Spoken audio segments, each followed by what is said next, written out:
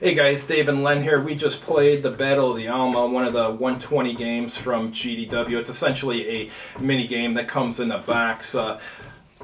This one actually meets the criteria for a 120 game since it only took an hour and a half to play. It's about the first battle of the Crimean War. One thing I want to mention about this game before we begin with the review here is if you're a game designer or a game publisher, you need to take into account that a lot of people who play these games wear reading glasses, and if they forget the reading glasses, like this game, if you don't have your reading glasses with, you can't play the game and you can't set up the forces because you can't see the division numbers, so something to keep in mind if you're making games. What do you think of it, Len?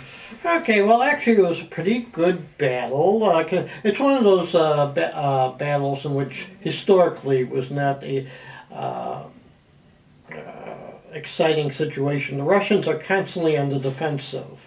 Now you were bellyaching about the fact that the Allied generals are really stupid. He thought the Crimean War generals are stupid. I mean, they're charging across a river and then up a slope right into heavy artillery fire. I mean, it's just a recipe for disaster. I'm surprised that I won, to be honest, because in the beginning I was just losing one unit after another to artillery, and each time a British or a French or a Turkish unit or division loses a unit, all the units in a division, you roll for morale for them, and if any of them fail morale, they rout. So it's real dangerous when you get a unit eliminated by artillery because it can halt the advance of your entire division.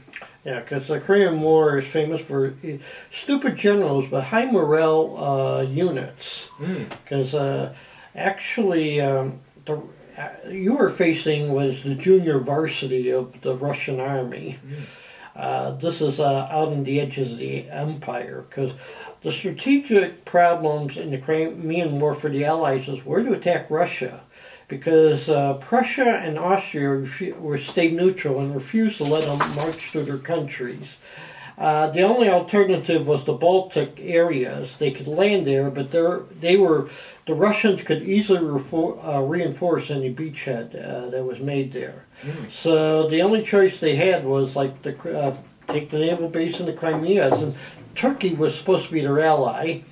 They could use as an excuse, go down. They thought it was going to be an easy campaign, but it turned out to be much bloodier than they thought. There was a problem not only with high casualties, they had problems with disease, infection, and of course this war gave us all sorts of fun things like the telegraph, iron warships, steamships, Florence Nightingale, and worst of all, war correspondence.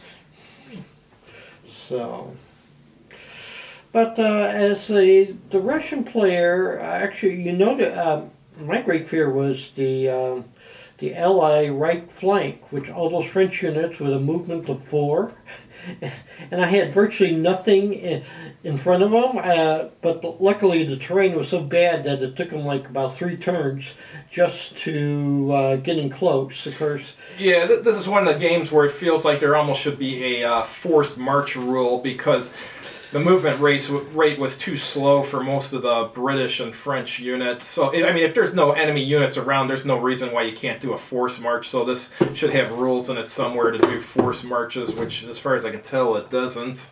Well, actually, one thing I thought was interesting is all the artillery is the same speed as infantry.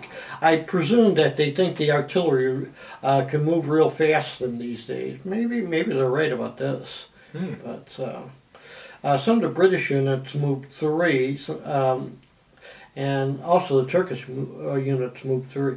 They hardly got into the battle. I was fearful that they'd be attacking. So. Yeah, the game, at least for me, I was the Allies. In the beginning, like I said, I was getting demolished by the artillery, but once I was finally able to move into the enemy zones of control and do charges and melees, then I was able to finally push the Russians back in and start eliminating units. So each turn, the Russians got pushed back further and further, and the further they get pushed back, the more likely they're going to rout right off the board on the first turn, or you know what I mean? So So it's a struggle for the Allies in the beginning, but as it goes on, it it gets easier as you start routing units. Yeah, because the Allies are going to take heavy casualties they have to take heavy casualties to achieve their objective. And some people get squeamish when they're losing units. And there's like rules where if you have artillery, you can't fire artillery if you're on a slope, which really hurts the Allies because you have to advance across these. So at the beginning. Yeah. Yes, that's. I had to use every. One thing, if they were redoing it, definitely have bigger units. Easier to read units. Yeah, bigger counters. Yeah, they need big counters with big numbers on them.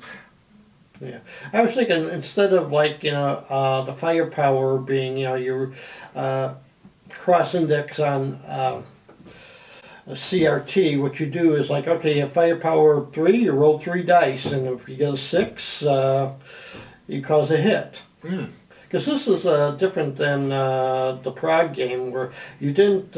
You either you stood, retreated, or you routed. You didn't have to take account of strength points. So. Yeah, well, in this one, I mean, you don't keep count of the strength points when you're attacking, really. But overall, I would recommend the game. Especially if you're someone looking into a Crimean War game. But I just warn you in the beginning, if you're the Allied player, the first 3 turns, you may not like the game until you're able to start routing the units. But do you recommend it?